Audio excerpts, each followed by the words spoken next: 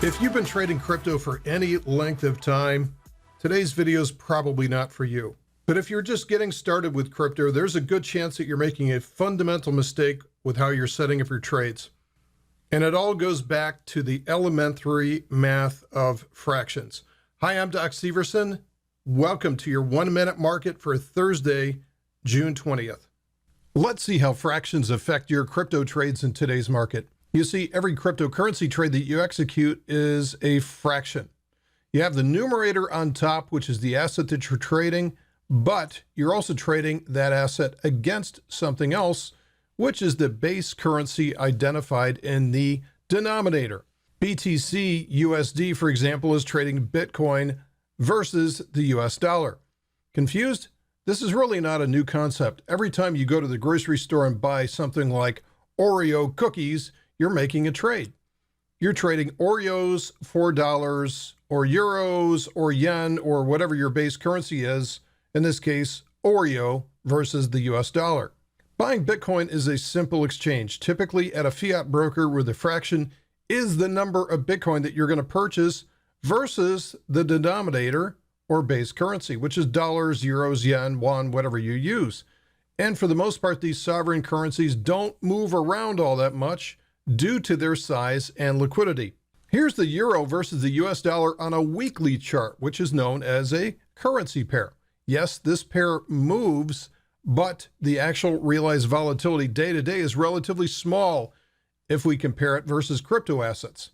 To prove this, here's Bitcoin versus the US dollar, and now Bitcoin versus the euro. I'll flip these back and forth, and you can see that there's very, very little difference between the two, which means that the difference between the US dollar and the euro stays fairly constant. Both the euro and the dollar are considered to be stable.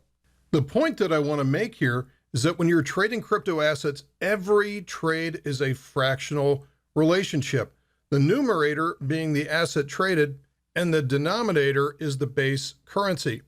And you want to do everything in your power to reduce the number of variables when you trade, and that means a stable denominator or base currency. I decided to do this video today because of the mistakes that I'm seeing traders make lately related to this issue, trading altcoins against Bitcoin as the base currency when there are increasing numbers of smarter alternatives. So again, think about how a fraction operates. If we want the value of the entire position or fraction to go up, then we need either the numerator to rise or the denominator to fall. Either of these will accomplish the same thing. The position value goes up. But if both happen, then things get really interesting, but we rarely want to count on that. The problem these days is when we're trading altcoins versus BTC. We all learned to do this in 2017 for a couple of reasons. First, acquiring altcoins versus BTC was your only option, period, back then. And secondly, many altcoins are rising faster than BTC overall, so it was a big party until the end of 2017. But it's not 2017 anymore, so unless your altcoin is rising faster than the base currency that you're using, you're like Sisyphus rolling the stone up the hill. You've got a huge headwind that you have to overcome. The position will actually lose value if your base currency is rising faster than your purchased asset.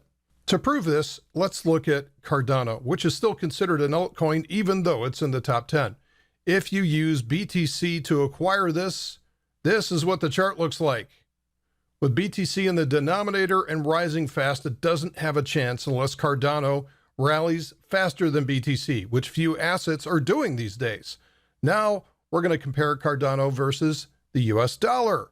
See the difference? I'll flip back and forth. Here's US dollar, here's BTC, US dollar. One's in a horrible bear market, the other is accumulating nicely and looks ready to break out. So before you make your next trade, do everything you can to reduce the number of variables in your currency pair. See if it's possible to trade an asset via a fiat currency, or yes, even against a stable coin that's not rising every day.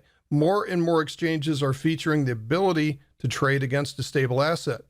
So you should only have to trade against BTC as a last resort if you're cleaning house and taking out the bags.